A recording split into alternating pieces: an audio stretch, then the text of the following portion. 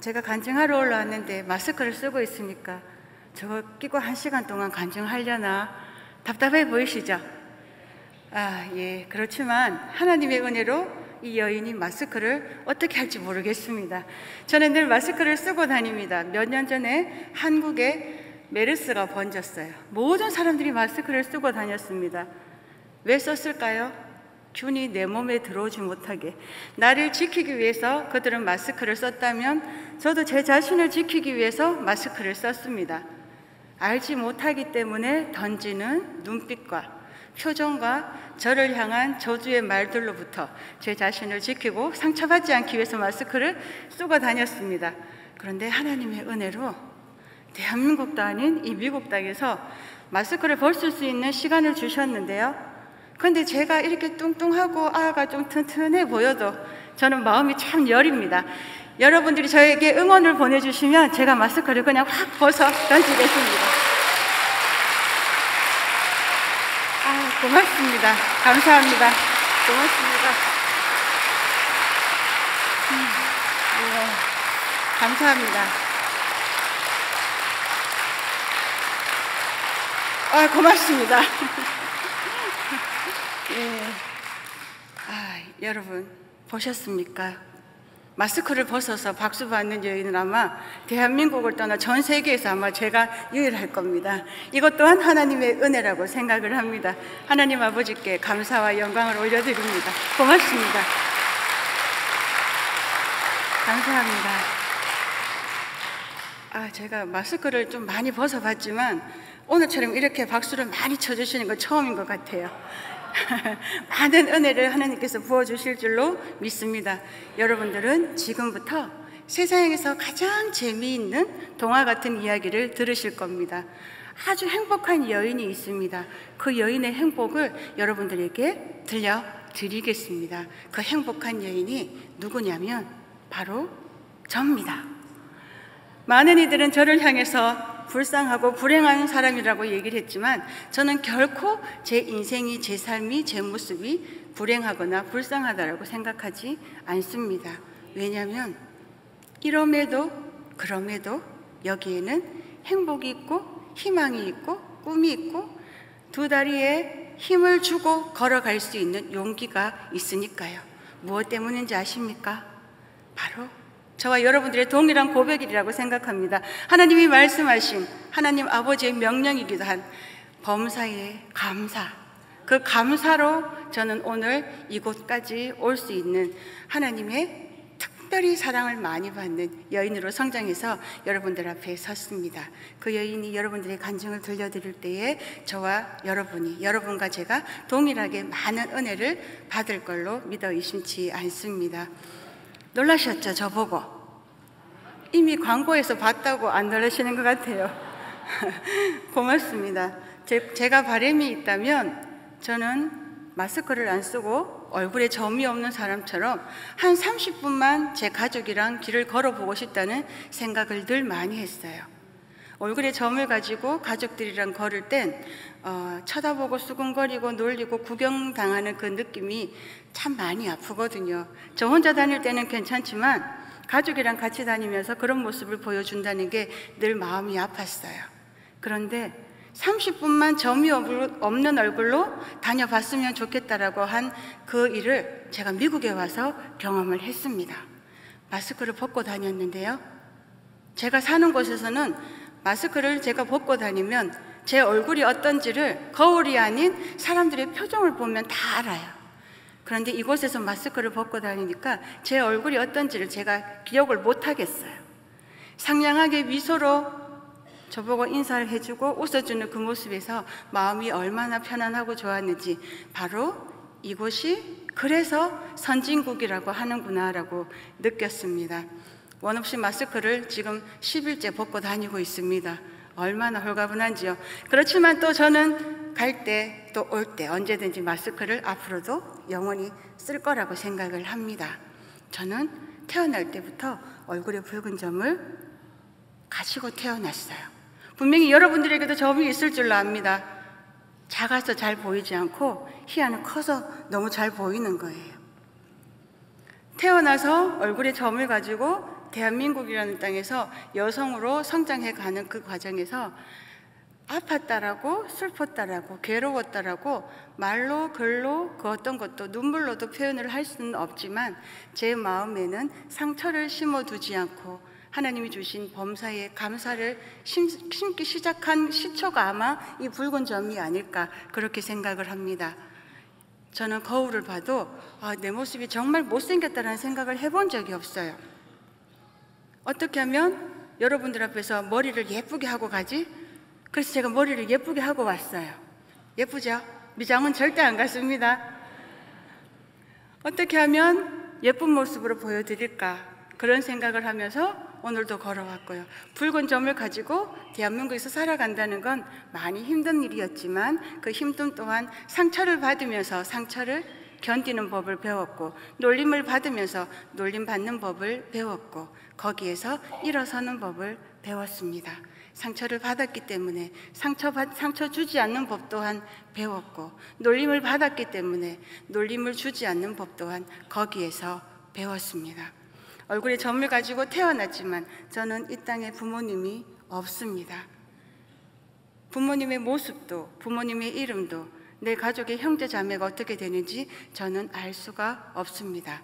왜냐하면 이 아이는 이렇게 어린 시절에 보육원에 많은 사람들이 말하는 버려진 아이입니다. 지금은 단어를 예쁘게 바꾸어서 보육원이라는 말을 쓰지만 예전에는 고아원 아이였어요. 보육원 앞에 버려진 이 아이, 누군가가 저에게 이렇게 물어왔습니다. 희아 씨, 당신 보니까 참 많이 아팠을 것 같아. 당신이 살면서 가장 괴로웠던 날이, 가장 슬펐던 날이 언제야? 라고 묻더라고요. 그래서 제가 이렇게 얘기를 했습니다. 나에게 언제가 가장 슬펐냐고 묻지 말고 언제가 가장 행복했는지를 물어봐 달라고. 슬픈 날 연속인 가운데 있는데 슬픔을 말로 표현할 수가 있겠습니까?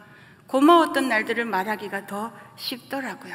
그런데 한 5살쯤 돼 보이는 이 사진을 몇 년 전에 제가 자란 보육원에 선생님이 저를 갖다 주셨어요. 이 사진을 받아들고 제가 얼마나 많이 울었는지 몰라요. 생각도 나지 않는데 느낌으로, 상상으로 세상에 태어나서 가장 슬펐던 날이 바로 저 사진을 찍던 그 날이 아닐까. 5살까지는 부모님의 품에서 살다가 보육원 앞에 버려지고 부모님이 내 손을 놓고 떠나가던 그날 밤에 돌아오지 않는 엄마를 부르면서 이 아이는 얼마나 많이 울었을까. 울다가 지쳐서 너무 아파서 모든 기억을 이 아이는 다 잃어버린 것 같아요. 태어나면서부터 6살, 7살 때까지의 저는 기억을 전혀 할 수가 없습니다. 기억을 하고 싶어도 기억이 나지를 않아요. 초등학교를 입학하고 나서부터의 기억의 제 삶의 시작입니다. 나에게도 이렇게 어린 시절이 있었구나. 나도 누군가의 딸이었겠구나. 저 사진 한 장을 저는 지금 고이 간직하고 있습니다. 제 부모님을 만났을 때 이 희야가 바로 당신이 낳은 딸이 맞냐고 꼭 여쭤볼 거예요. 저는 구세군 해천원이라는 보육원에서 성장했습니다. 거기는 대구의 중심가에 있는 대구예요. 그런데 이름도 저는 알지 못합니다. 제가 태어난 연도나 생일은 더더욱이 알 수가 없어요. 지금은 보육원 아이들이 그렇진 않지만 1960년대, 50년대, 70년대 보육원에 입소하는 아이들은 아무런 기억이 잘 없어요. 부모님이 그 아이를 보육원에 데려다 주면 기록을 남겨두면서 아이들을 데려다 놓는 것이 아니라 그냥 그 아이만 보육원 앞에 데려다 놓으면 원장님이 그 아이를 데리고 들어가서 그 아이의 출생신고를 하기 시작하는 거예요. 이 아이의 키나 이 아이의 생김이나 이 아이를 보고 판결을 하는 거예요. 한 5살쯤 돼 보이는구나. 이름이 뭐니? 라고 물었을 때 엄마가 불러주던 이름을 얘기했다면 저는 희아는 부모님이 지어주신 이름일 테지만 제가 너무 무섭고 떨려서 말하지 못했다면 저는 보육원의 원장님이 지어주신 이름이라고 생각을 합니다. 제 이름은 바로 예쁜 여자 김희아입니다. 이 이름을 많은 이들이 저를 딱 보면 그렇게 얘기를 해요. 희아 씨 이름 진짜 예쁘다. 얼굴 예쁘다는 얘기는 잘 안 하는데 이름 예쁘다는 얘기는 억수로 많이 들었습니다. 예쁜 이름을 가지고 있으면 뭘 합니까? 저는 40년 동안 저의 이름은 귀신이고 괴물입니다. 만화 캐릭터에 영화나 드라마에 나오는 악당이 모두 저의 이름이었어요. 희아라고 불러주어도 이 아이는 늘 슬프고 아픈 아이인데 얼굴에 점을 가지고 보육원에 성장한다는 그 이유만으로 놀리고 수군거리고 발로 차고 때리고 넘어뜨려도 그 어느 누구 하나 다가와서 그 아이에게 그렇게 하면 안 된다라고 말해주는 사람이 아무도 없었어요. 그렇다면 이 아이는 놀림을 받았을 때, 슬플 때 누군가에게 가서 내가 너무 아프다라고, 다 슬프다라고 이야기할 곳이 있었겠습니까? 없었습니다. 아무도 저의 이야기에, 제 아픔에, 제 눈물에 관심이 없습니다. 보육원에 성장하면서 저는 엄마 아빠가 있는 아이들이 부럽지 않았어요. 누가 부러웠냐면 보육원 안에 함께 살고 있는 100여 명의 그 여자아이들이 부러웠어요. 그 여자아이들이 왜 부러웠냐고요? 그 아이들은 얼굴에 저처럼 이렇게 큰 점이 없으니까요. 큰 점이 없다는 건 저에게는 그런 느낌이었습니다. 모든 아이들은 다 예쁜 아이. 그 아이들에게는 저와 다른 게 하나 있더라고요. 똑같이 부모님의 사랑을 받지 못하는 아이들이지만 그 아이들은 또 누군가의 사랑을 받고 있더라고요. 엄마의 사랑은 받아보지 못해서 엄마 있는 아이들은 부럽지 않았습니다. 그러나 후원자님이 있어서 후원자님의 사랑을 받는 그 아이들이 너무 부러웠어요. 지금은 잘생기든지 못생기든지 공부를 잘하든지 못하든지 상관없이 많은 분들이 오히려 더 아픈 아이들을 많이 후원해 주시지만 제 생각인지 모르겠습니다. 제 어릴 때는 저에게는 후원자님이 한 분도 없었어요.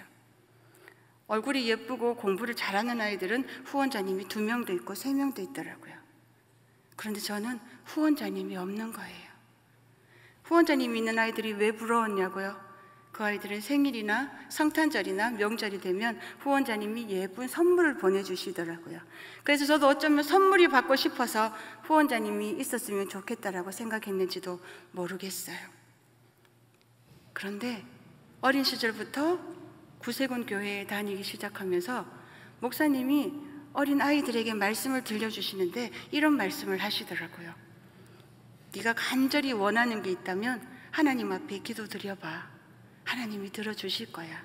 그런데 한두 번 하다가 끝내는 게 아니야.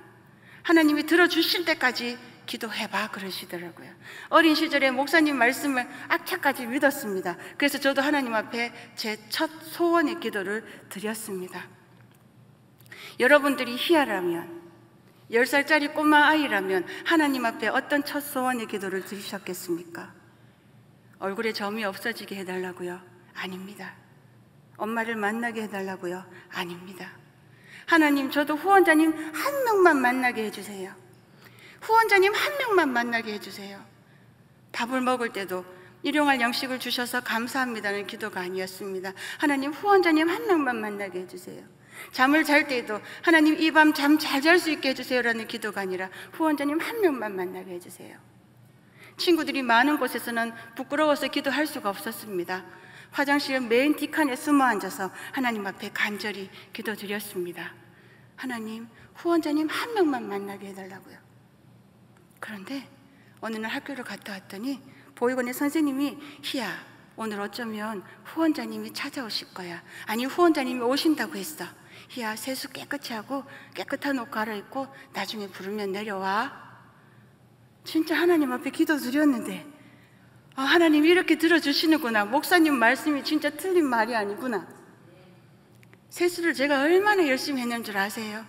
비누 한 장을 아마 그날 다 썼을지도 모르겠습니다. 할 수만 있다면 이 붉은 점도 막 지워내고 싶었어요. 그리고 그분들을 만나서 인사를 했습니다. 안녕하세요 하고 그분들의 눈을 살폈어요. 눈치를 살폈어요. 저는 눈치가 99단입니다. 그래서 사람들이 표정을 보면 그가 저를 거리감을 느끼면서 쳐다보는지, 저를 혐오스럽게 보는지, 아니지만 따뜻한 마음으로 저를 바라보는지, 74개의 근육의 움직임에 따라 그가 저를 어떻게 보는지 다 잘 알아요. 그분들의 표정을 딱 봤더니 길에서 만났던 사람들의 표정과 똑같았습니다. 자, 고아원 아대, 아이고 여자가 얼굴이 저래가 우야노. 저를 향한 얼굴을 향해서 던지는 그분들의 표정과 똑같았어요. 그리고 저에게 짧은 인사를 나누고 그분들은 돌아갔습니다. 저에게 생길 것 같았던 후원자님이 아침 안개처럼 사라져 버렸어요. 저도 왜 그런 줄 알아요. 저도 왜 그런 줄 잘 압니다. 만약에 얼굴에 점이 없었다면 어쩌면 제가 보육원에 있지 않아도 되지 않을까. 점이 없었다면 나도 후원자님이 2명도 있고 3명도 있지 않았을까. 하나님, 후원자님 한 명만 만나게 해달라고요. 후원자님 한 명만 만나게 해달라고요. 다시 기도드렸습니다.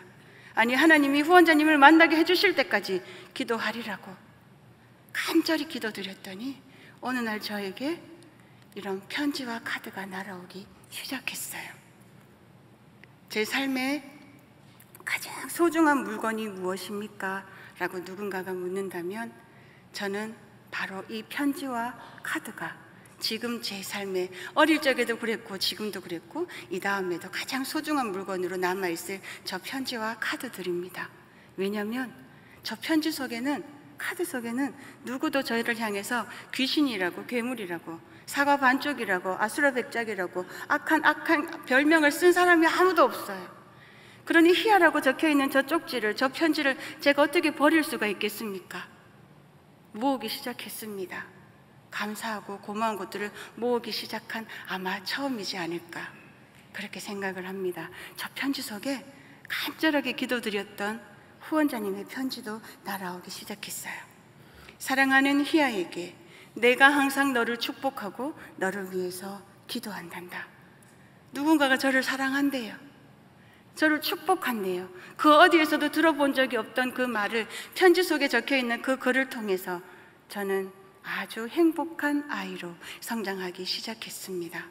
7월 7일 버려진 그날이 가장 슬픈 날이었지만 하나님이 보내주신 그 후원자님을 통해서 7월 7일은, 그리고 예수님이 태어나신 성탄절은 이 세상 그 누구보다 제가 가장 행복한 날이 되었어요. 그런데 이분을 만날 수는 없었습니다.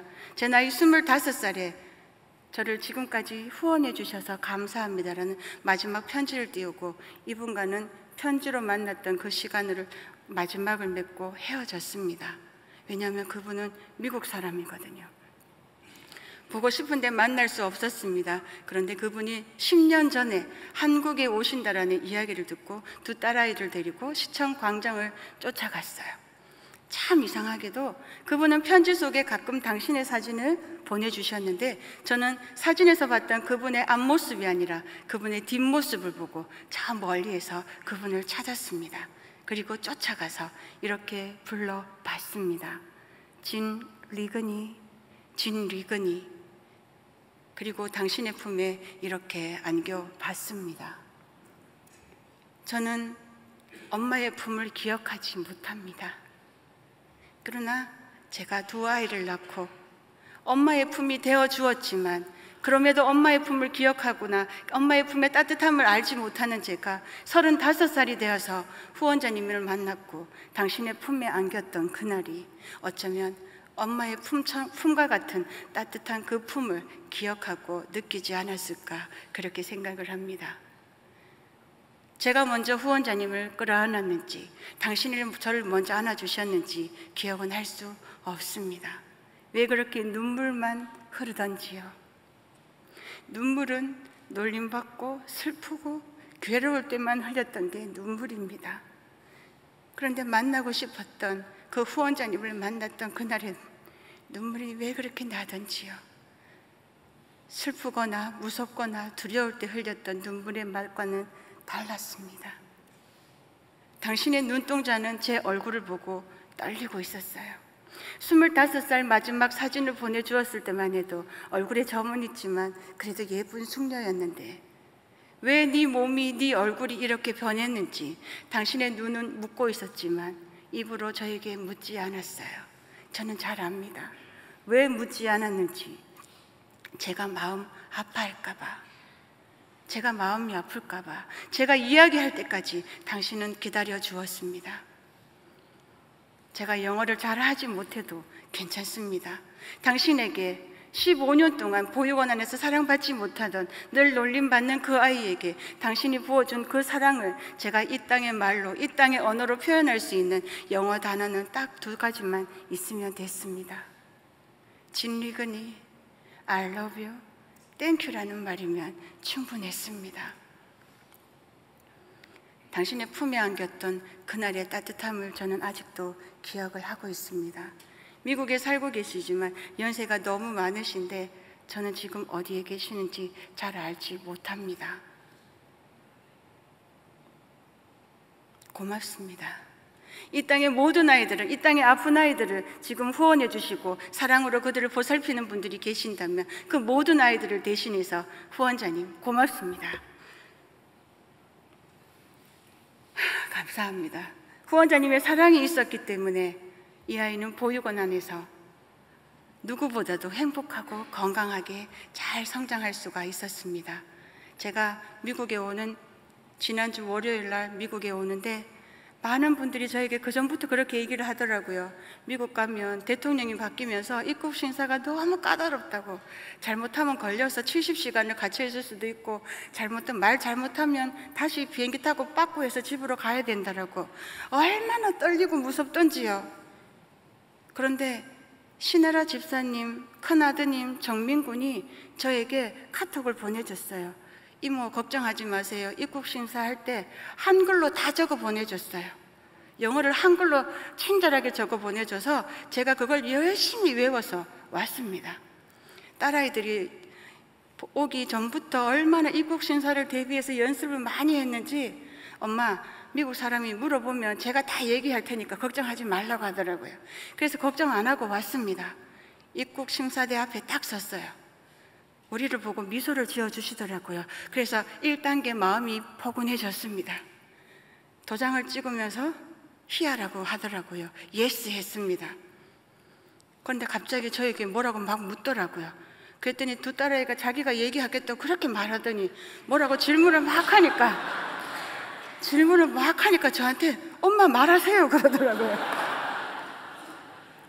그래서 영어 단어라고는 I love you, thank you 밖에 모르는 제가 그 사람한테 이렇게 얘기를 했습니다. My friend.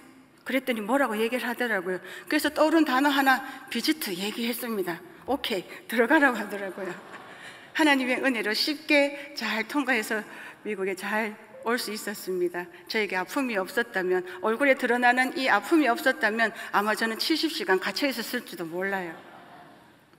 하나님의 은혜로 저는 이렇게 신혜라 집사님의 초대를 받아서 미국까지 올 수 있게 되었고, 따뜻하게 저희를 대접해주고 아껴주는 언니를 통해서 이 땅의 천사를 또 한 번 보았습니다.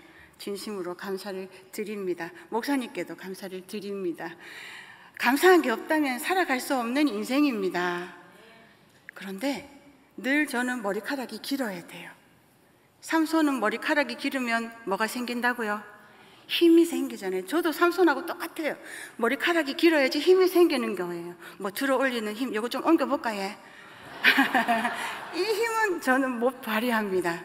그런데 머리카락을 길어서 제 얼굴을 가려야지만이 제가 길을 걸어 다닐 수 있는 힘이 생기고 학교에 갈 수 있는 힘이 생기더라고요. 앞에서 놀림을 받더라도 옆에서 뒤에서 최대한 놀림을 안 받기 위해서 초등학교 6년 내내 저는 제 발등만 보고 걸어 다녔어요. 그러니 머리카락을 늘어뜨리고 발등만 보고 다니니 얼마나 많은 놀림을 받았겠습니까? 고아원에 산다고 놀림받고, 얼굴에 점 있다고 놀림받고, 운다고 놀림받고, 때렸다고, 자는 아무런 말도 못한다고 놀림받고. 그런데 초등학교 6년 동안 제가 학교를 다니면서 저에게 어느 선생님 한 번도 저에게 희야라고 불러줘서 들어본 기억이 없어요. 공부도 못하지요, 얼굴은 점 있지요, 보육원에 살지요, 뭐 제가 눈에 들어왔겠습니까? 저런 아가 여기 들어와가 학급 평균을 다 깎아 먹으니까 제가 얼마나 그랬겠습니까? 그런데 한 번도 저를 이름을 불러준 적이 없는데 어느 한 선생님은 제 이름을 불러주는 거예요. 한참 중학교 사춘기가 시작되는 무렵이었어요. 머리카락으로 내리고 키가 작아서 제일 앞자리에만 앉아 있었습니다. 그런데 그 선생님은 이상하게도 저를 보고 매일 희아라고 불러주시는 거예요. 그런데 교실마다 들어오는 선생님들은 하루에 한 번씩 희아를 꼭 불러주시는 거예요. 참 이상하네. 왜 내 이름을 이렇게 많이 불러주지? 기분이 너무 좋았어요. 어제까지 저를 때리고 놀렸어도 오늘 희아라고 불러주면 저는 그게 너무 좋았어요. 어제까지 나를 때리고 미워했어도 희아라고 불러주면 그게 너무 좋았어요. 그래서 저에게 조금 이런 안 좋은 게 있어요. 누군가가 멋진 남자가 희아라고 불러주면 고마 그 사람이 제 마음에 들어와 버리기 때문에 여러분들도 제 이름 부르실 때 조심하셔야 돼요. 제 마음에 여러분들이 쏙 들어올 수 있으니까. 그런데 그 선생님이 희아를 불러주시고 저를 향해서 칭찬을 그렇게 많이 해주시는 거예요. 공부도 못하는데 칠판을 문제를 딱 적으셨다가 제 얼굴을 딱 살피시는 거예요. 저는 눈치가 99단인데 우리 선생님은 100단이에요. 저를 딱 보면 이 아이가 이 문제를 풀 수 있구나 딱 아시는 거예요. 그래서 제가 고개를 딱 들고 있으면 희야 문제 한번 풀어볼래? 그래서 문제를 딱 풀면 희야 진짜 잘했다. 희야 앞에 나와서 노래 한번 불러봐라. 노래를 불렀더니 저보고 노래를 너무 잘한대요. 그래서 저는 꿈이 생겼습니다. 제 딸아이는 고등학교 2학년인데 아직 엄마 꿈이 없어 그러더라고요. 그런데 감사하게도 미국에 와서 꿈이 생겼습니다. 엄마 나 이제 꿈이 생겼어. 뭐야? 엄마 난 미국 사람하고 결혼할래.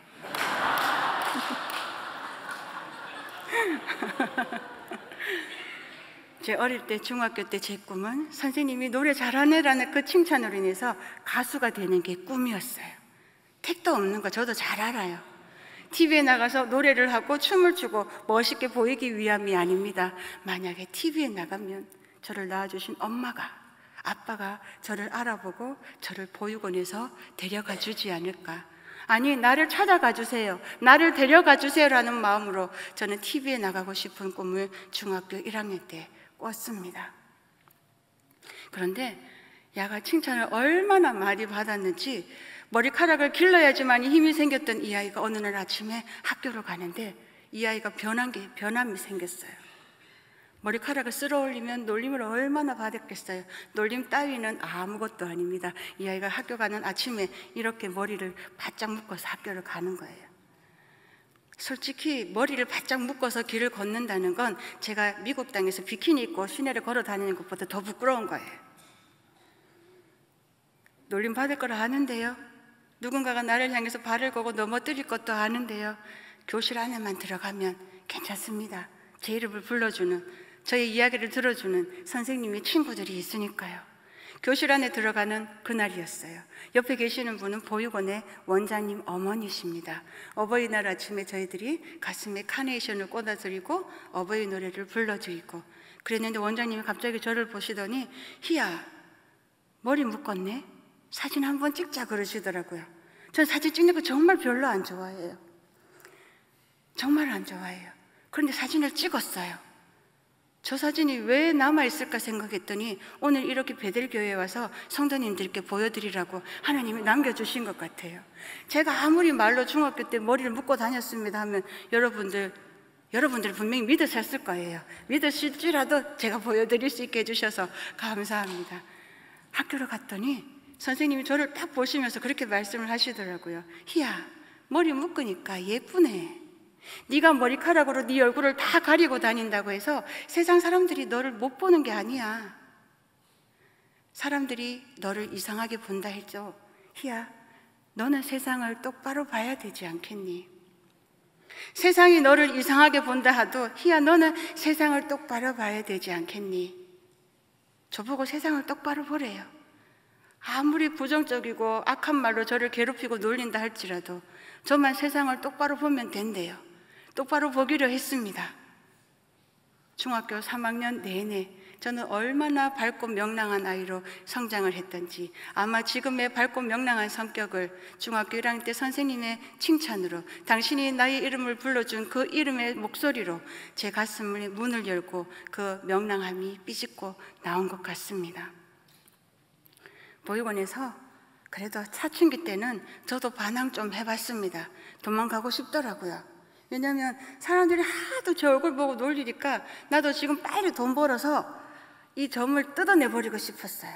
뜯어내서 수술을 하면 여러분들처럼 뽀얀 속살이 나오면 이제 놀림받지 않고 차별받지 않고 저도 사랑받지 않을까. 그래서 도망가려고 마음 먹었어요. 고등학교 2학년이었습니다. 책가방에 있던 책을 다 빼고 제 가방 속에다가 옷 몇 가지를 집어넣고 학교를 갔어요. 저는 남녀공학을 다녔습니다. 학교에 가서 내가 오늘만 수업하고 내가 그 길로 보육원을 가는 75번 버스를 타지 않고 내가 아무 버스나 타고 아무 때나 도망갈 거라고. 어디로 갈 곳도 없습니다. 그냥 무작정 도망가서 돈 벌 생각만 했습니다. 근데 하나님이 저를 도망 못 가게 딱 잡아주셨어요. 어떻게 잡아주셨는지 아세요? 제가 아까 힌트 드렸습니다. 어제도 봤던 어떤 남학생 아이가 어제는 별로 그렇게 잘생겨 보이지 않았습니다. 그런데 갑자기 제 옆에 딱 보더니 희야, 앞에 있는 그 잣 좀 빌려줄래? 그러는데 또 희야라고 얘기를 하는데 가가 그만 내 마음에 쏙 들어온 거예요. 그래서 제가 그날 75번 버스를 타고 집에 가지 않으리라고 그랬던 제가 다시 75번 버스를 타고 보육원에 들어갔습니다. 가방에 있던 옷가지를 다시 다 빼내고 다음날 학교 갈 책을 챙겨 넣었습니다.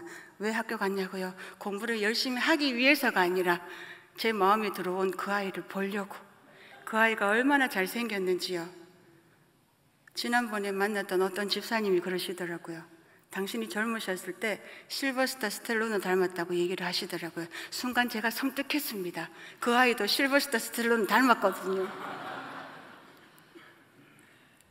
그렇지만 그 아이는 25살에 사고로 이 땅을 떠났고 그 아이의 그 친절과 그 아이의 배려로 저는 고등학교 때 도망가지 않고 고등학교를 무사히 졸업을 했습니다. 그런데 저희들은 20살이 되면 보육원을 나가야 돼요. 20살까지 난 100여 명의 여자아이들이랑 늘 함께 살았기 때문에 우리가 버려졌거나 슬프다, 외롭다, 두렵다는 걸 느끼지 못했습니다. 외로움이 무엇인지도 몰랐습니다. 혼자 산다는 두려움, 내가 버려진 아이라는 것도 저희들은 잘 몰랐습니다. 그러나 20살에 보육원을 나가라는 통보를 받는 그날이 저희들은 다시 세상에 버려진다는 느낌의 두려움이 찾아오더라고요. 한참 사춘기 때 도망갈 때의 그 심정과 막상 네가 20살이 돼서 보육원을 나가라고 할 때의 심정은 너무나도 다르더라고요. 하나님, 20살이 되면 보육원을 나가야 되는데 하나님, 저는 이제 어떻게 해요? 다른 아이들은 어디에 이력서를 내면, 선배 언니들은 10군데 이력서를 내면 어쩌다 한 군데서 이력서가 통과되고 일도 하고 누군가를 만나서 가정을 일구면서 살아가는 모습을 봤습니다. 저는 이 땅에서 그 어떤 누구도 저를 사랑해주는 사람이 없을 거라고, 나 같은 걸 누가 좋아해 줄까? 누가 나를 사랑해 줄까? 나는 아마 이 세상에 태어나서 그냥 혼자 나이 들어가야 된다라고. 그럼 하나님, 다른 아이들처럼 하나님 부모님을 주시지 않을 거면 차라리 얼굴에 점이라도 없게 해주시든지요. 점을 주실 거면 옷으로 숨길 수 있는 안쪽에다가 주시든지요. 하나님, 점을 주실 거면 저한테도 부모님을 주시든지요. 하나님, 20살까지만 살고 싶어요라는 책을 봤습니다. 그 마음이 딱 제 마음이에요. 죽고 싶다라는 마음이 아닙니다. 20살에 그냥 보육원 안에서 살면서 그냥 멈춰버렸으면. 두려웠어요. 내가 어디에 가서 일을 하고 돈을 벌고 내 육신을 먹여 살릴 수는 있을까? 돈을 벌어서 얼굴에 점은 없앨 수 있을까? 하나님, 저는 이제 어떻게 해요? 그랬더니 옆에 계시는 보육원 원장님, 어머니, 그리고 아버지가 저를 부르셨어요. 엄하기가 정말 무서웠습니다. 그래서 제가 부를 때 내려가서 내가 혹시 뭐 잘못한 거라도 있나? 그랬더니 원장님이 저에게 이렇게 말씀을 하셨어요. 희야, 고등학교를 졸업하고 나면 너도 여기에서 나가야 돼. 너라고 예외일 수는 없어. 그런데 희야, 졸업하고 나면 보육원에서 나가지 말고 여기에서 정년 퇴직할 때까지 선생님으로 일해라 그러시는 거예요. 고등학교 3학년 여름방학 때였습니다. 저한테 졸업도 하기 전에 직장이 생긴 거예요. 하나님, 왜 저예요? 하나님, 왜 저예요? 3층 옥상에 올라가서 하나님께 눈물로 여쭈어봤습니다. 하나님, 왜 저예요? 공부도 잘하고 얼굴도 예쁘고 사랑 많이 받는 아이들이 있는데 왜 저예요? 그때 떠올랐습니다. 초등학교 3학년 미술 시간에 저는 준비물을 가지고 갈 수 없었고, 준비물을 가져오지 않은 아이들을 선생님이 앞에 나오라고 하셨습니다. 준비물이 없기 때문에 저희들은 준비물은 의뢰히 가져가지 않는 거라고 생각했습니다. 앞에 나와 서 있었습니다. 그때 선생님의 말씀이 귀에 들어왔어요. 앞에 있는 사람을 그리라고. 아이들이 하얀 도화지 위에 둥그란 얼굴을 그리고 눈과 코와 입은 친구들이랑 똑같았습니다. 그러나 얼굴의 색이 달랐어요. 빨간 물감을 제 얼굴에 반에 칠해놓기 시작했습니다. 마치 남과 북을 갈라놓듯이 내 얼굴의 반을 붉은색으로 칠해놓고 친구들끼리 앞친구, 옆친구, 뒤친구끼리 그 그림을 보면서 서로 웃고 웃는 모습들을 저는 앞에서 똑똑히 봤습니다. 다 그린 사람 들어올려 봐라 했을 때 앞에 있던 저는 친구들이 말했던 귀신과 괴물을 그 도화지 속에서 봤습니다. 저는 그때부터 더 땅바닥에 얼굴을 묻고 다니기 시작했고, 남들이 나를 왜 싫어하는지, 왜 미워하는지를 그 도화지 속에서 봤습니다. 초등학교 3학년 미술 시간에 봤던 그 그림이 지금 나는 너무 행복한, 눈물이 나서 눈조차 뜰 수 없는 그 3층 옥상에서 그 그림이 떠올랐습니다. 하나님, 왜 저예요? 제가 선택받을 수 있었던 이유는 단 하나입니다.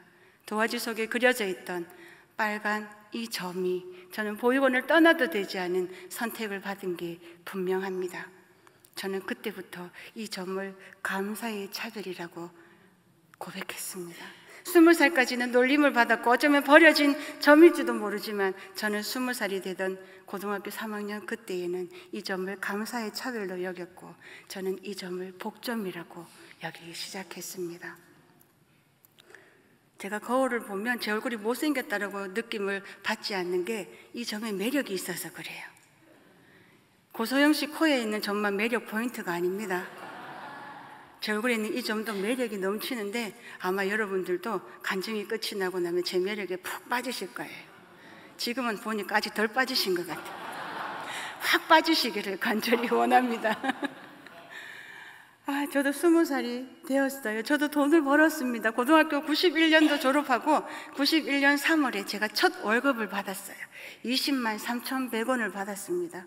어디서 들은 이야기는 있습니다. 첫 월급을 받으면 부모님에게 선물을 해드려야 된다는 이야기를 들었어요. 그래서 20만 3,100원을 받아서 하나님 앞에 11조를 드리고 감사헌금을 드리고 보육원의 원장님에게 선물을 사드리고 5개월 동안 돈을 60만 원 모았어요. 60만 원 모아서 가장 먼저 한 게 무엇이겠습니까? 성형수술 하러 갔습니다. 마침 그때 대구에 레이저 기계가 들어온대요. 쌍꺼풀 수술하고 코 높이는 그런 성형수술이 아닙니다. 이 점 없애는 수술을 하고 싶었어요. 60만 원을 들고 얼른 가서 던져주고 저는 침대에 누웠습니다. 빨리 레이저 기계가 제 살갗을 스치고 지나가고 이 물집이 떨어지고 딱지가 떨어지고 나면 저도 빨간 속살이 아니라 하얀 속살을 기대했으니까요. 살갗을 레이저 기계가 스치고 지나가는데 생사를 송곳으로 긁는 듯한 통증이 있는 거예요. 그건 주먹을 꼭 쥐고 아니면 제 뱃살을 꼬집으면서 참을 수가 있어요.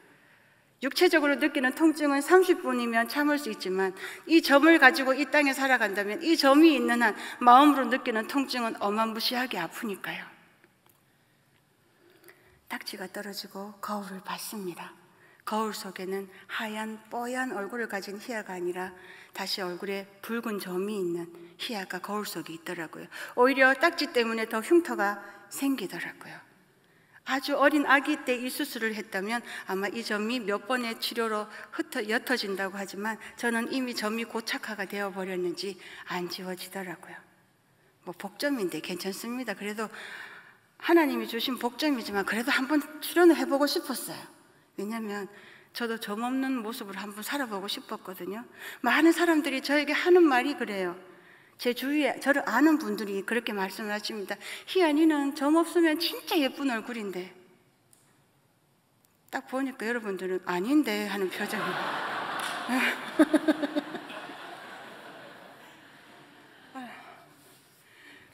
제가 보여드리면 여러분들이 아 그렇구나 하실 거예요. 희연이는 점 없으면 진짜 예쁜 얼굴인데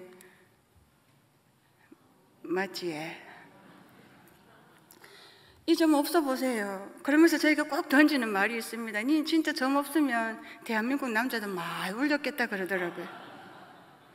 여러분들은 사시면서 모델 해보라는 이야기 들어보셨어요? 저는 모델을 하라는 이야기 들어봤습니다. 무슨 모델이냐면 샴푸 모델이요.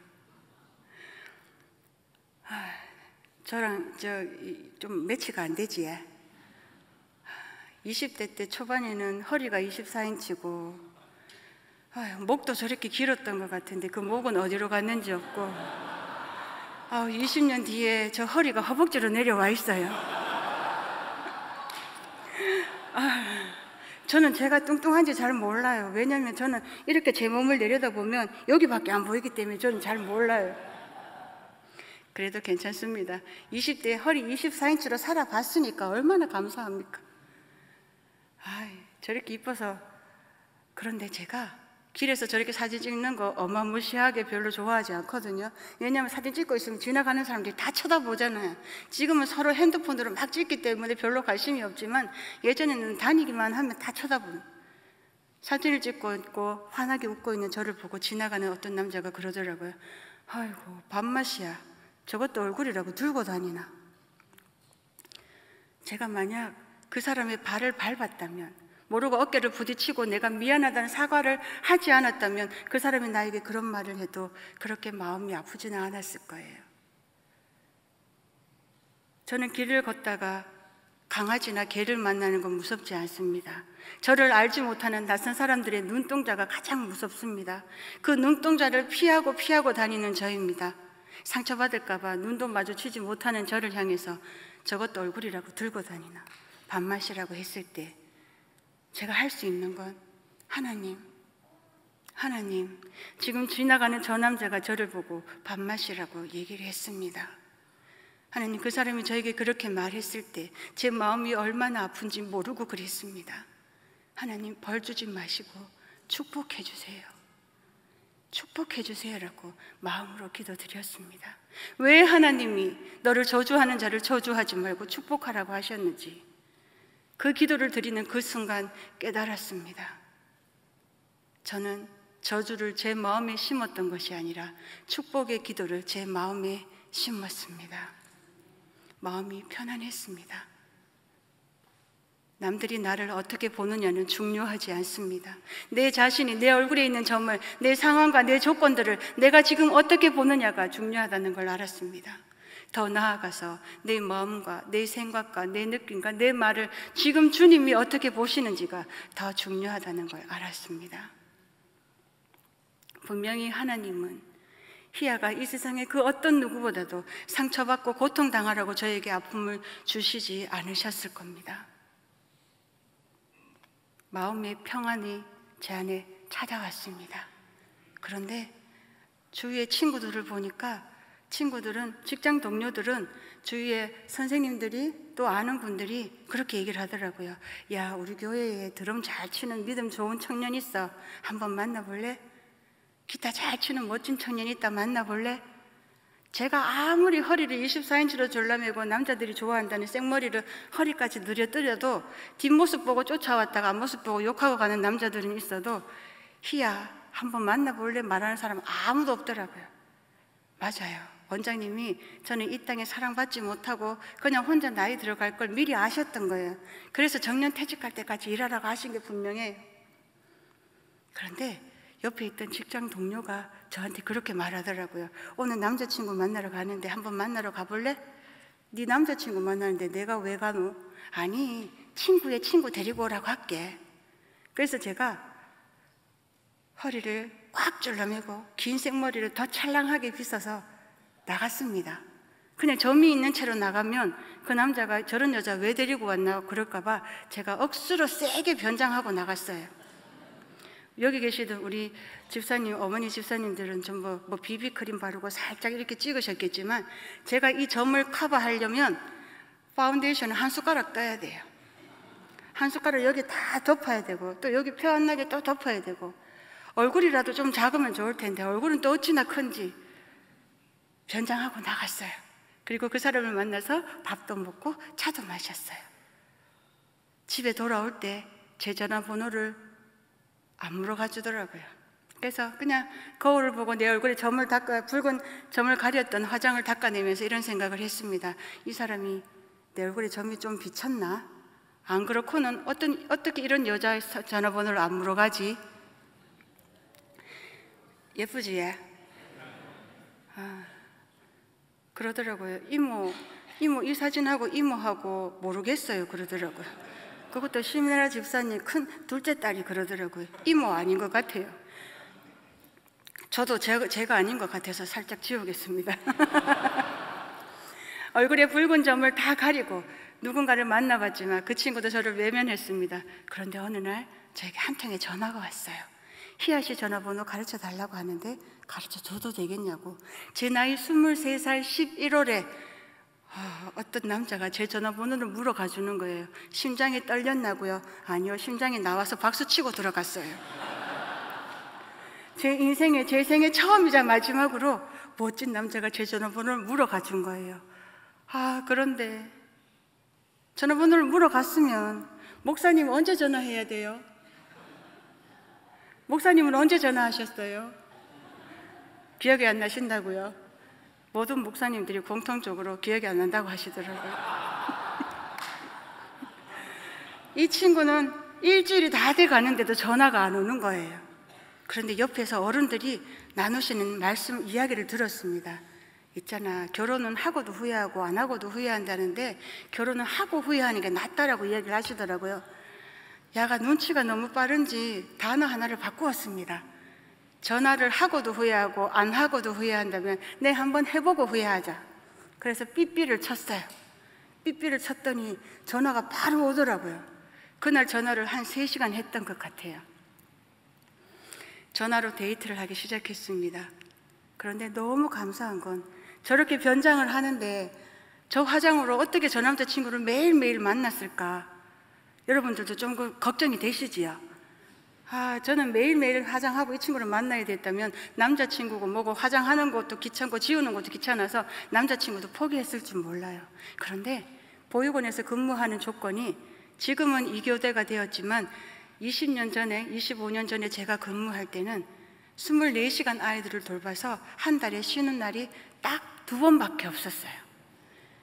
그러니까 10번을 만나도 5개월 동안 10번을 만난 거고, 저는 그러니 화장하는 게 제가 그렇게 힘들었겠습니까? 하나님은 저한테 딱 맞는 조건을 골고루 다 갖추어 주신 거예요.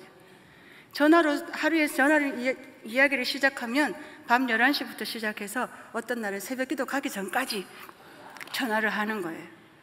감사하게도 얼굴 보고 그렇게 이야기를 하려고 했다면 제 얼굴을 들킬까 봐 이야기를 못했을 텐데, 감사하게도 하나님이 주신 이 목소리가 전화로 들으면 또 너무너무 예쁜 거예요. 아마 그 친구는 제 뒷모습에 반했는데 제 목소리에 또 반했을 것 같아요.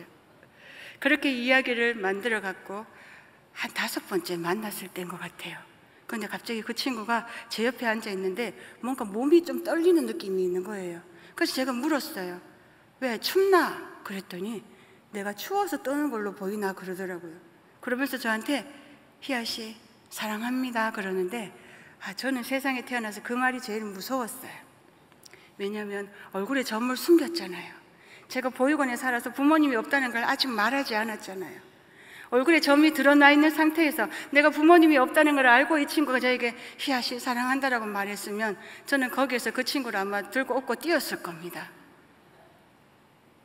이 친구가 내 얼굴에 점을 보고도 내가 부모님이 없는 걸 알고도 나에게 사랑한다라고 말해줄까? 하나님, 이 남자친구가 저에게 사랑한다라고 말했습니다. 하나님, 겉모습이 아니라 내 환경과 조건이 아니라 하나님 제 마음을 볼 수 있게 해주세요. 이 친구에게 내 얼굴에 점을 이야기해야 되는데, 내가 보육원에서 자란 걸 이야기해야 되는데 하나님 또 버려질까 무섭습니다. 하나님 방법을 주세요. 하나님 방법을 주세요. 저는 그렇게 하나님이 방법을 주실 때까지 기도를 했습니다. 만난 지 1년째 되는 24번째 만나기로 한 날이에요. 저희들은 늘 약속을 대구에 있는 대구 백화점 앞에서 했습니다. 그날도 오후 3시에 만나기로 했고, 저는 12시에 보육원 대문을 나서고 언니 집에 저는 변장하기 위해서 골목길로 걸어가면 15분이면 그 언니 집이 나옵니다. 골목길로 접어드는 그 순간 제가 지나가기 일보 직전에 누군가가 차에서 딱 내려서는 거예요. 오후 3시에 만나기로 한 그 남자친구가 12시에 골목길 중간에서 제가 지나가고 난 뒤에 내렸으면 참 다행이었을 텐데, 지나가기 일보 직전에 문을 열고 딱 내리면서 저와 딱 마주친 거예요. 그 친구가 저를 이렇게 눈을 동그랗게 쳐다보고 저를 보고 뭐라고 막 얘기를 하는데, 저는 아무런 말도 제 귀에 들어오지 않았습니다. 제가 대구의 장동건이라고 얘기했다가 지금 욕을 얼마나 먹고 있는지, 아마 욕을 많이 먹어서 제가 살이 좀 더 찐 것 같아요. 이 친구가 저를 향해서 뭐라고 말을 막 하는데, 제 마음에 드는 생각은, 제 마음은 이 친구가 이제 나를 버리겠구나, 내 얼굴에 점을 봤으니까 이 친구도 나를 떠나가겠구나, 막 말을 하는데 아무런 말도 귀에 들어오지 않았어요. 저를 옆에 앉혀놓고 한 한마디가 지금도 생생하게 기억이 납니다. 희아 씨, 얼굴이 언제부터 그랬노? 그렇게 물을 때 저는 이제 다 끝났다라는 포기하는 마음으로 이렇게 말했습니다. 네 만나고부터 그랬다.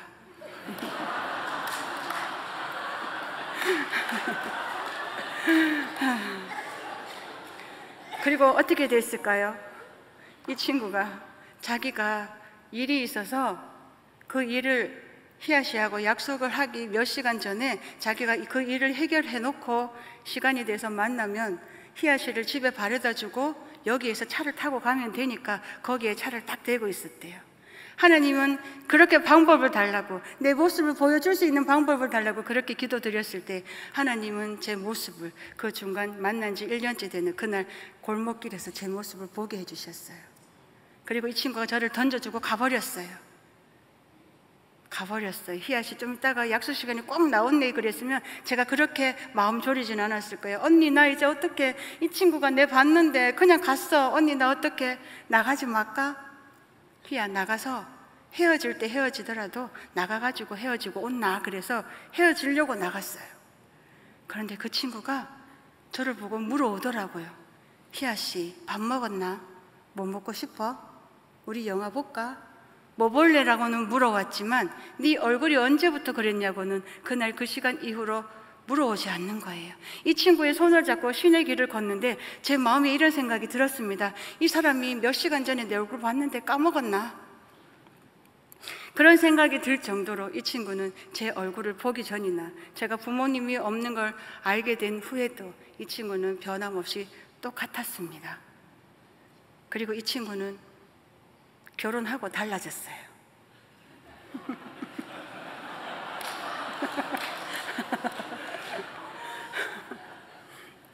누구랑 결혼했는지 아세요?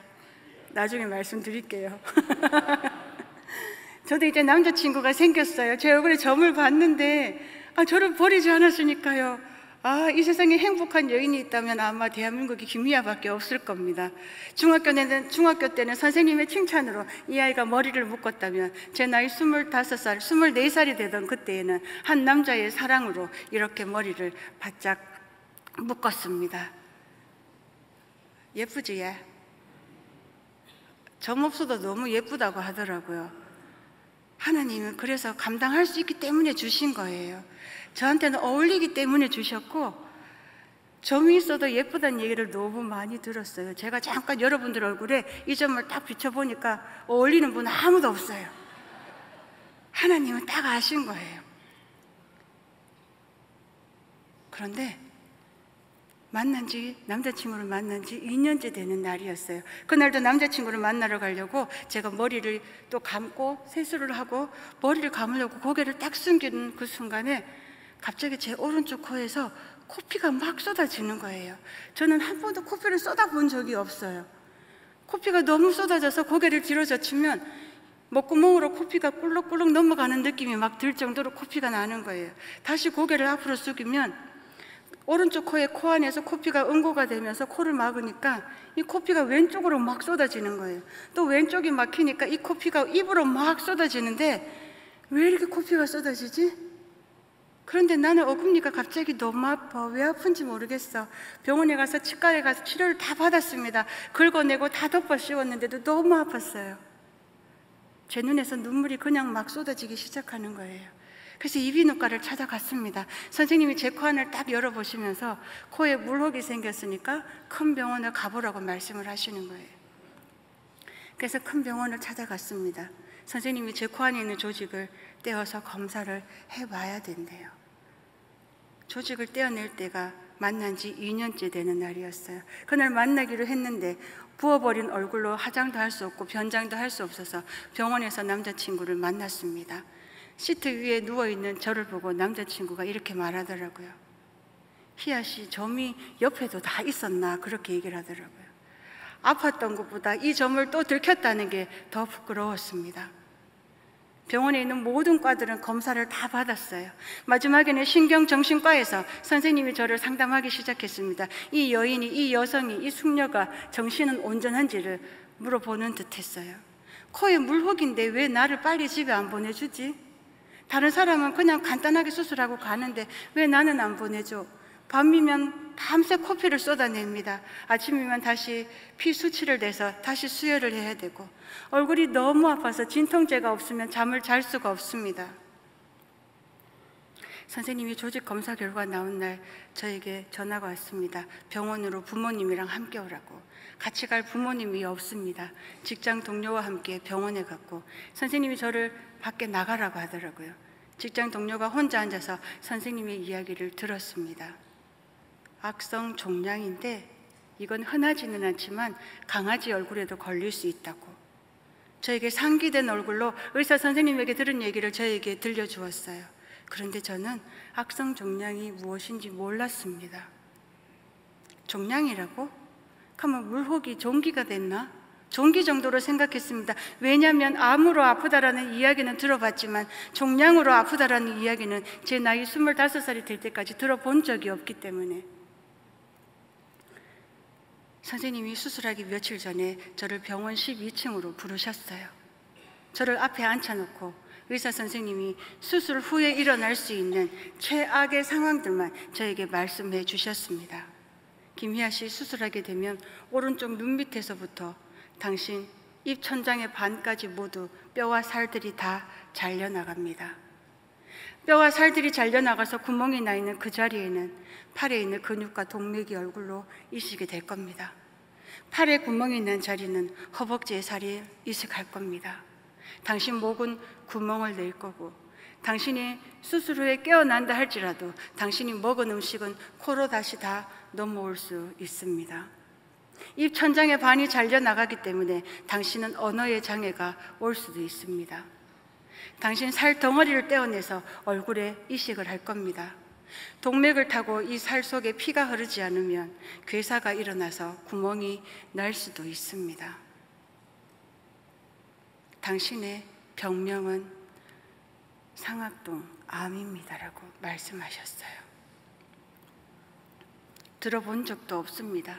나는 지금 종기 수술을 받기 위해서 여기에 앉아 있는데 의사 선생님은 들어본 적도 없는 병명을 저에게 말씀해 주셨어요. 수술 동의서 위에 김희아라는 이름 3글자를 올려놓고 하나님께 여쭈어 봤습니다. 하나님, 맞은 자리 또 맞으면 이런 아픔인가요? 맞은 자리 또 맞으면 이런 아픔인가요? 그런데 더 이상 어떤 말로도 하나님께 아픔을 드리고 싶지 않았습니다. 어린 시절 내 주먹이 지우개가 되게 해달라고 내 살갗을 문지르면서 하나님, 이 주먹이 지우개가 돼서 내가 얼굴을 문지를 때마다 이 점이 지워지게 해달라고 제 얼굴에 살갗을 벗기면서 하나님 앞에 눈물로 기도했던 그날 밤 주님이 흘리시는 눈물을 봤습니다. 저보다 더 많은 눈물을 흘리시는 주님의 눈물을 보고 저는 하나님 앞에 이런 기도를 드렸습니다. 하나님, 다시는 제 모습 때문에 하나님이 슬퍼서 우는 눈물이 아니라 하나님, 제 모습 때문에 하나님이 기뻐서 흘리는 눈물을 흘릴 수 있게 기쁜 눈물을 드리겠습니다. 하나님, 제 자신을 제가 더 많이 사랑할 수 있게 해달라고 기도드렸던 그날 밤의 기도가 떠올랐습니다. 울면 안 됩니다. 어떤 원망도 누려놓으면 안 됩니다. 하나님이 더 아프시니까요. 살고 싶었습니다.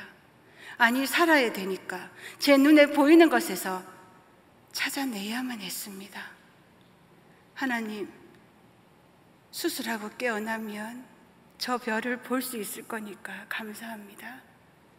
하나님, 수술하고 깨어나면 내 살과 뼈와 함께 진통제를 먹어야지만이 잘 수 있던 내 통증도 잘려나갈 거니까 감사합니다. 고맙습니다. 고맙습니다. 감사합니다라는 말밖에 할 말이 없었습니다. 25살, 이제야 겨우 행복이라는 걸 알아가던 저에게 암을 만났던 그날, 이 땅의 내 고통과 무서움과 어두움을 이 땅의 언어로, 이 땅의 말로 표현할 수 있는 그 말은 죽고 싶다라는 절망과 좌절이 아니라, 고통을 표현할 수 있는 말은 감사합니다라는 5글자였습니다. 감사했습니다. 어떤 원망도 제 마음에 심지 않았습니다. 오직 감사만, 고맙습니다만, 그럼에도 감사합니다만 제 마음에 심고 수술실에 들어갔습니다. 13시간의 수술이 끝나고 저는 이런 모습으로 깨어났습니다. 떠지지 않은 눈으로, 벌어지지 않은 입으로 하나님께 이렇게 고백했습니다. 하나님, 지금 저 형광 불빛을 보고 있으니 감사합니다. 하나님, 내 얼굴에 통증이 잘려나갔으니 감사합니다. 고맙습니다. 그리고 저는 행복했습니다. 저를 병원안 와주던 많은 분들이 저를 보고 깜짝 놀랐습니다. 왜요? 내 얼굴이 잘려나가서 너무 이상해요? 보기 싫어요? 그랬더니 이렇게 말해주더라고요.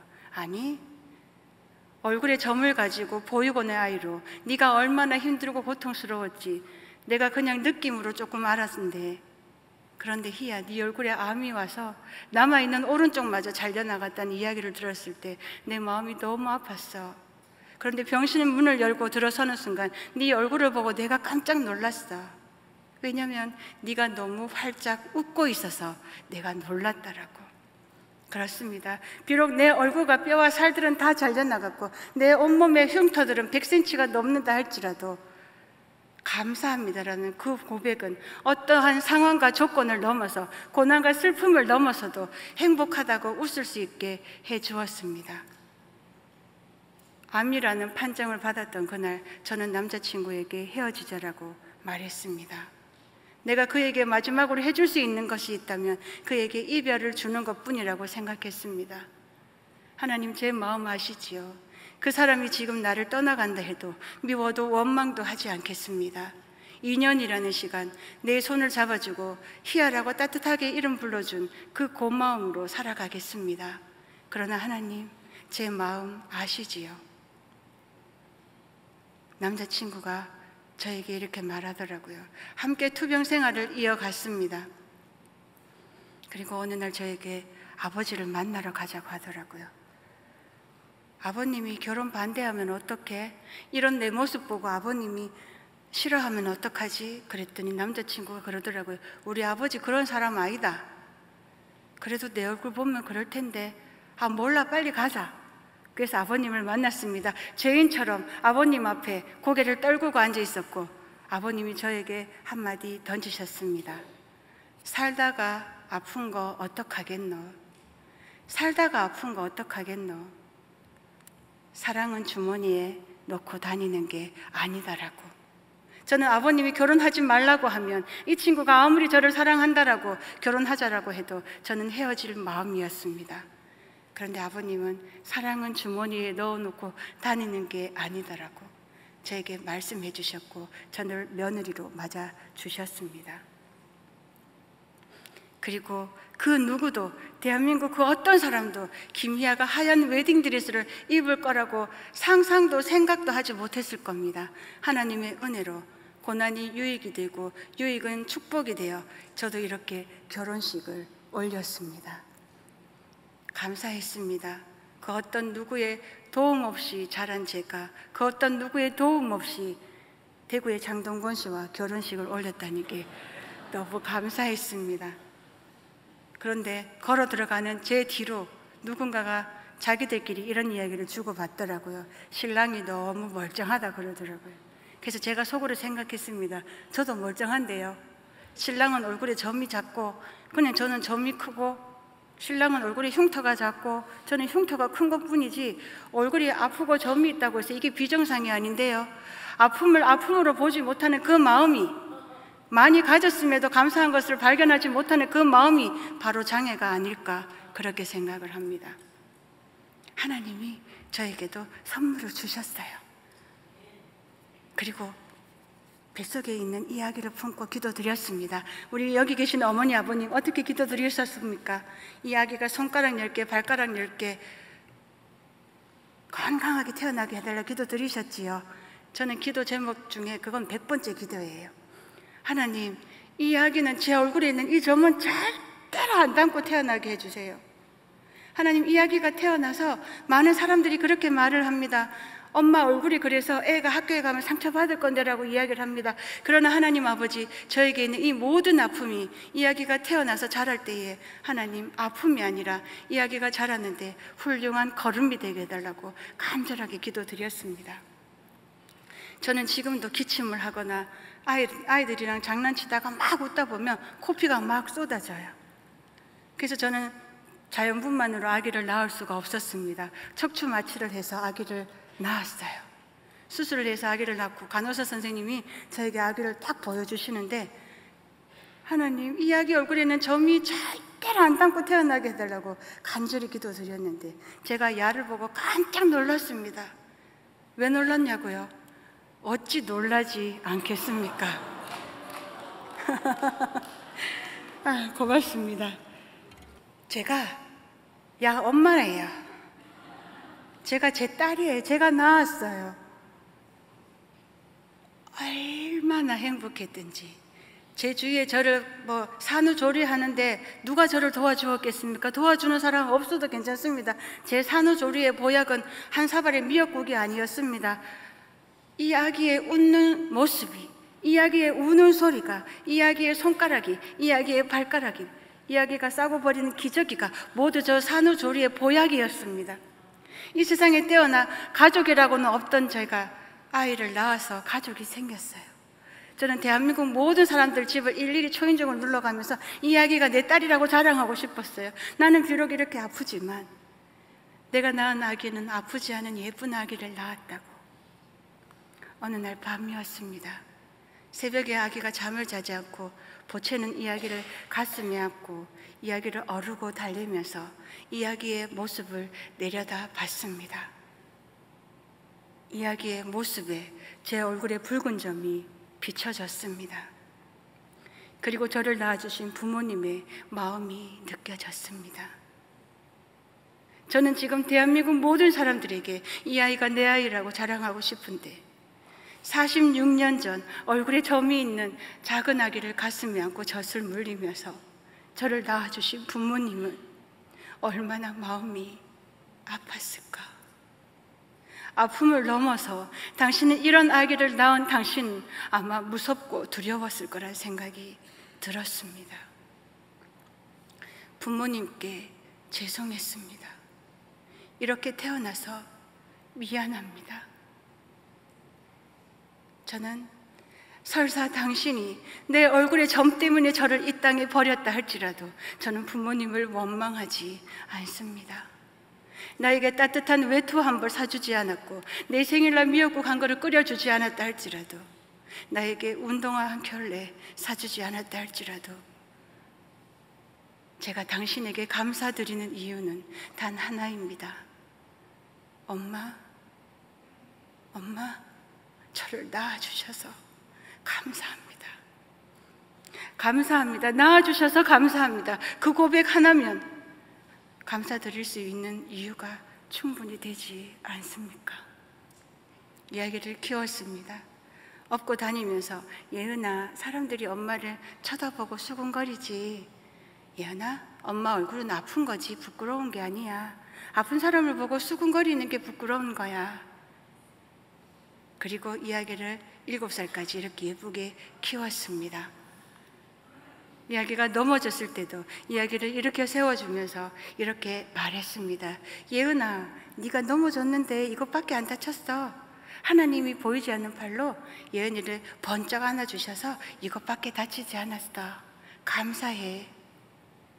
그랬더니 우리 예은이가 어느 날 저에게 묻더라고요. 엄마는 왜 보육원에 갔어요? 누가 키워줬어요? 저는 아무것도 알 수 없습니다. 엄마는 모르겠는데. 그랬더니 어느 날 밤에 저에게 묻더라고요. 이렇게 이야기를 해주었습니다. 팔베개를 하고 누워있는 예은이가 제 가슴에 얼굴을 묻고 작은 소리로 이런 말을 해주었어요. 엄마는 엄마가 없어서 불쌍하다라고. 너무 가슴이 먹먹했습니다. 그리고 따뜻했습니다. 불쌍하다는 이 말은 이 아이의 사랑이었습니다. 이 아이는 지금 자기가 사랑하는 엄마는, 자기가 가장 좋아하는 엄마에게 엄마가 없음이 불쌍해 보였다는 것입니다. 감사했습니다. 하나님의 은혜로 이 아이를 잘 키웠습니다.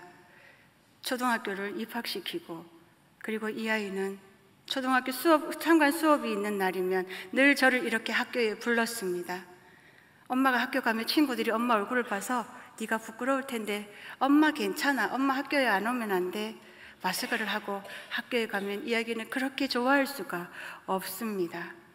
엄마, 나는 엄마가 세상에서 제일 좋은데, 엄마가 너무 좋은데 어떻게 표현을 해야 될지 모르겠어. 사춘기가 되기 전에 어린 시절에 이 아이들이 저에게 이렇게 물어왔습니다.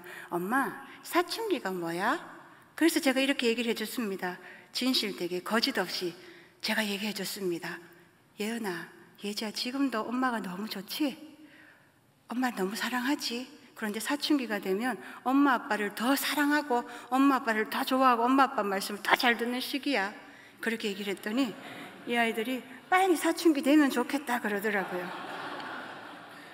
중학교 1학년 되는 예은이가 첫 생일을 맞이했습니다. 생일날 아침에 미역국을 끓이려고 부엌에 갔더니 이렇게 미역국이 한 사발 끓여져 있는 거예요. 그리고 탁자 위에 조그만 쪽지가 하나 놓여 있었습니다. 엄마, 제 생일은 제가 엄마에게 감사드리는 날이에요. 저를 낳아주셔서 감사합니다. 미역국 드시지 마세요. 맛없을 거예요. 남편이 이 미역국을 먹고 이 맛이 오묘하다라고 그러더라고요. 왜냐하면 저 미역국 속에 햄이 들어가 있었거든요. 저도 저를 낳아주신 부모님을 만난다면 제 생일날, 제가 태어난 그날 부모님에게 제 생일날 미역국 한번 끓여 드려보고 싶습니다. 남들은 희아의 얼굴을 보고 어떻게 밥을 먹냐라고 말하지만 우리 예은이, 예주는 이 볼에 연신 뽀뽀를 해대면서 사춘기를 맞았습니다. 사춘기가 어떻게 되었냐고요? 제 귀 속에다 대고 늘 말합니다. 엄마, 나는 엄마가 너무 좋아서 큰일이야. 나 엄마 너무 사랑하는데 엄마 알죠? 제가 한번 손을 너무 잡고 하도 끌어안길래 좀 그만해라 그랬더니 엄마, 나 이제 엄마 뽀뽀 안 해준다 그러더라고요. 그래서 겁나서 제가 한번 꼭 끌어안아줬습니다. 어느 날 우리 예은이가 학교에 갔다가 오는 추운 겨울날 집에 오자마자 저에게 뭔가를 한 개 딱 던지더라고요. 딱 내미는데 딱 보니까 붕어빵이에요. 엄마, 오다가 배가 너무 고파서 붕어빵을 샀어요. 한 마리는 친구 주고 한 마리는 제가 먹고 한 마리는 엄마 주려고 가슴속에 넣어서 오는데 붕어빵 냄새가 너무 나는 거예요. 그래서 제가 참으면서 엄마 드리려고 가지고 왔어요 하면서 붕어빵을 딱 내미는데 꼬리가 어디로 도망갔어요. 이 아이는 자기가 먹고 싶은 걸 참으면서 몸뚱이 아니라 꼬리만 베어물고 저에게 딱 내밀었습니다.